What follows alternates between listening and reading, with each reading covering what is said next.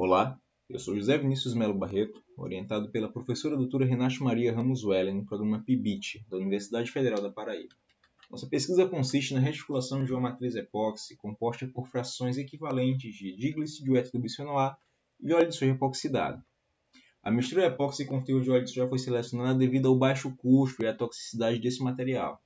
As propriedades térmicas, químicas e mecânicas podem ser aprimoradas com a reticulação do sistema. A cura e a cinética de cura serão realizadas com ácidos dicarboxílicos, as quais rotas de obtenção serão fatores determinantes na escolha desses ácidos, e espera-se o incremento das propriedades do material reticulado. A reticulação é um processo complexo e depende do peso equivalente de epóxi dessas misturas frente à reatividade desse material. O óleo de soja apresenta menor reatividade em relação ao DGEBA, e, neste caso, a reação com ácidos dicarboxílicos com ausência de catalisador para um processo mais limpo é realizada. Dentre os ácidos possíveis, nós escolhemos o ácido itacônico e ácido succínico devido às rotas sustentáveis de obtenção destes, e as estruturas estão aqui exibidas com principal diferença em uma ramificação no carbono secundário de uma ligação C-C. Os objetivos deste trabalho consistem em analisar o agrupamento molecular químico epoxídico da mistura epóxi, usando espectroscopia no infravermelho por transformada de Fourier e acompanhar a reação química por intervalos de temperatura. Através da calorimetria exploratória diferencial, investigar a reticulação do sistema epóxi com os diferentes ácidos e razões estequiométricas utilizadas com a finalidade de definir a melhor proporção entre epóxi e ácido. Determinar as energias de ativação para a cura através dos modelos cinéticos, propor reações de cura dos sistemas investigados e estudar o efeito das ramificações de reticulação do sistema epóxi.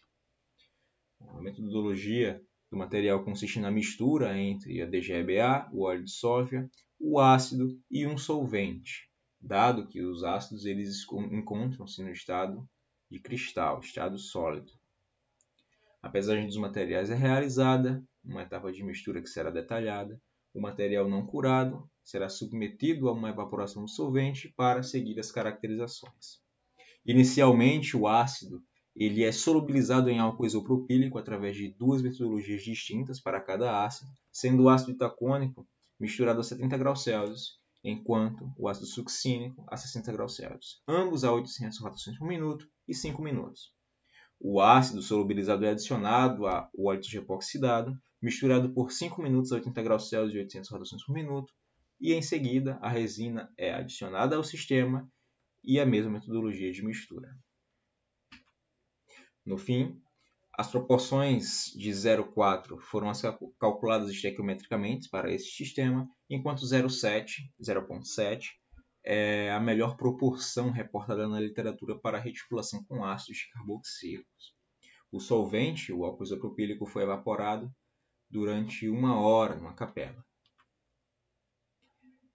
A proposta de reação de reticulação para ácidos dicarboxílicos em sistemas epóxi dá-se por troca de prótons, um sistema de substituição nucleofílica de segunda ordem, onde existe a abertura do anel oxirânico e formação de sítios de reticulação e sítios de ramificações, além da presença majoritária de grupamentos hidroxila no sistema. Através do FPIR, nós podemos observar essas características de reação de reticulação. O grupamento epoxídico em 915 cm-1 observa-se uma diminuição dessa banda com o avançar da temperatura entre 25 e 300 graus Celsius deste trabalho, enquanto a gente observa o aumento da banda característica da hidroxila em 3.450 cm-1. Tendências similares foram observadas para o excesso do catalisador do agente reticulante. A equação de Beer-Lambert adaptada é capaz de determinar o grau de cura relativo, além da taxa de consumo dos anéis oxirânicos. A equação depende de uma banda característica da reação e uma banda de referência, que é mantida praticamente inalterada. Essa banda de cura utilizada foi o grupamento epoxídico, e a banda de referência utilizada foi em 2.925 cm-1. Neste gráfico podemos observar que a composição em excesso de ácido itacônico ela apresenta maior reatividade frente aos demais sistemas utilizados de succínico, assim como maior taxa de consumo nos suplementos epóxi, o que indica uma maior taxa de reação.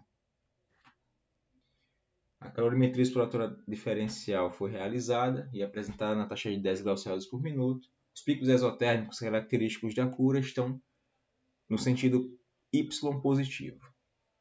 Para ambos os sistemas, com o aumento da razão molar do ácido, a temperatura de pico diminui, tanto com o ácido itacônico, tanto com o ácido succínico. Através de software integral é possível integrar esses picos. De acordo com a teoria da cinética de cura, nós podemos determinar o grau de cura e a taxa de cura, em função da temperatura. Observa-se um início prévio em relação aos compostos ita e em relação aos compostos de succínico. Isso explica-se com o ponto de fusão dos ácidos. O ponto de fusão do ácido itacônico é 20 graus Celsius inferior do ácido succínico. E essas tendências também são observadas quando a gente compara as temperaturas de início de reticulação, que aí se dá em torno de 20 graus Celsius. Os compostos os compostos epóxi e succínico apresentaram maiores taxas máximas de cura e com um comportamento complexo foram observados para as menores razões molares. Em relação à entalpia de cura, que de acordo com a teoria da cinética de cura é proporcional à densidade de reticulação no sistema, observa-se que, com o aumento da razão molar, houve um aumento da densidade de reticulação, o que indica fortemente que o aumento da razão molar favorece a reticulação dos sistemas.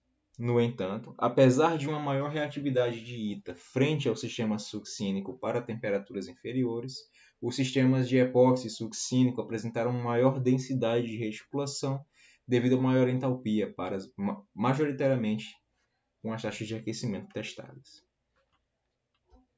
A cinética de cura foi realizada com os modelos isoconvencionais de Friedman e Vyazovic.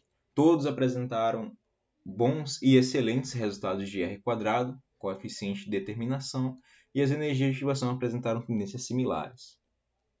Um decréscimo da energia de ativação para os primeiros estágios de cura devido ao aumento da temperatura e maior mobilidade molecular, e nos estágios finais de reticulação, um decréscimo que indica que a reação passa a ser controlada por difusão.